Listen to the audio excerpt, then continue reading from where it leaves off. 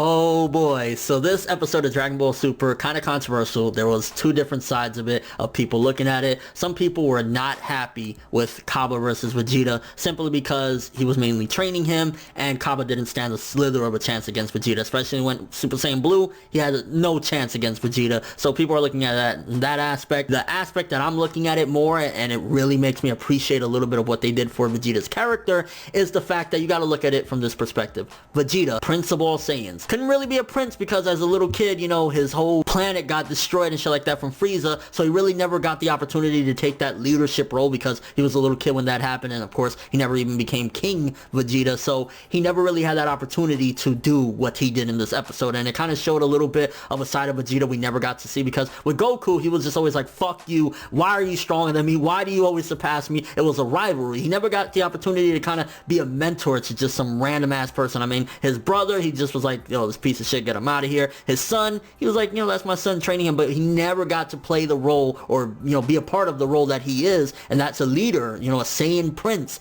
and that's what he got to do in this episode. I think maybe wrong time, wrong place is why people are having an issue with it, because they're in the middle of a tournament, but the fact of the matter is, Cabba never stood a chance against Vegeta, period. Like, he never stood a chance. We've seen as soon as he went Super Saiyan Blue, pow, Cabba was done. So I get both sides of the spectrum. Personally, I think I side more with the sense of Vegeta got to do something that he's always wanted to do and needed to do, and it showed his character. At first, people were like, is he evil? No, that was him basically playing the role of kind of like how what Goku does against Oob at the end of Dragon Ball Z, where he was like, if I get him mad, he's gonna get crazy strong and shit like that, and that's what he was doing for Cabba, except to make him go even stronger than he was. And it's kind of making me wonder, because Cabba seemed like he wanted Vegeta to go as well to Planet Salad, so that way he can help him, maybe the crises that they have over there, something like that. But now that he taught him Super Saiyan, it's making me wonder if we'll even make a trip to Planet Salad with Vegeta and stuff like that. I mean, I guess it kind of formed the bond there, so there's that, but I'm kind of wondering what's going to happen with that. I mean, overall, the episode, I think it was a good episode. Personally, I enjoyed a lot of it. I think the fighting, again, it would have been awesome for it to be a challenge, but at this point, I've kind of accepted, except Hit, which this episode was kind of foreshadowing. He's going to be a beast. Goku looking at him and shit like that. Hit is like, right now, the money is all on Hit to be an awesome fighter, and kind of some spoilers that I've seen make me really hope that Hit is going to live up to, okay, this is the one guy from Universe 6, and that's kind of why with this episode, I wasn't really surprised at this point. I mean, Otamo got his ass dragged the fuck out. He was shit. Frost was a cheater. Magetta had a cool fight, but he still really wasn't much against Vegeta, in the sense of like, if it wasn't for that sphere covering him and all the circumstances, Vegeta would have busted through him like nothing, and then Cabba really wasn't too much. I mean, it was interesting that he can mimic stuff, like he mimicked the Gallic Gun, and then he learned Super Saiyan really quick in this episode. But yeah, overall with this episode, very good episode. I felt personally 7.5 to an 8-ish, to be honest with you, because Vegeta's character got something awesome. The fight should have been better. Like, had we had a really awesome fight